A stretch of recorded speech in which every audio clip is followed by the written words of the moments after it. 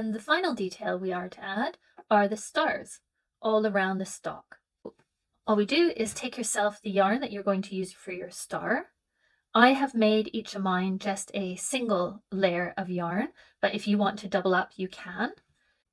So just like before, start at the back, bring your needle out, which will be the center of one of your stars.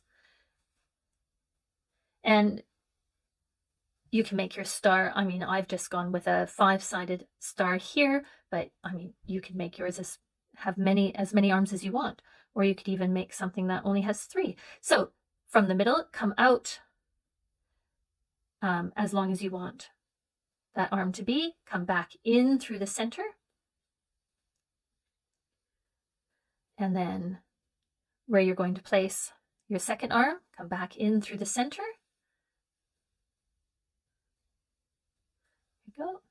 And then, because I will be seeing this star as opposed to the rose, I am going to try to be more careful about where I am placing each of the arms so that I get that really classic star shape, and making sure that my arms are about the same length when I make each one.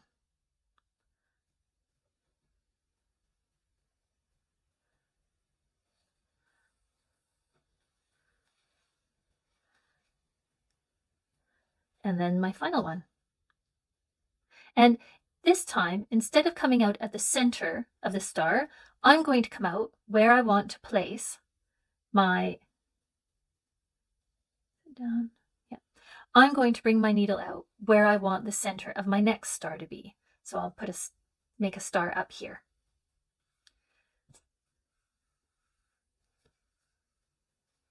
There we go.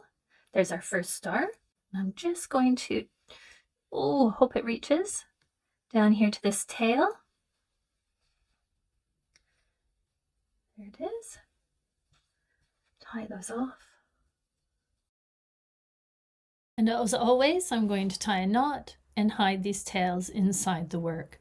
Now, wasn't that easy?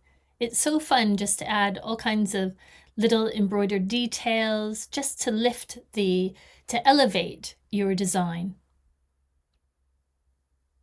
If you're interested in making one of these little pumpkin houses, you can find its full tutorial here.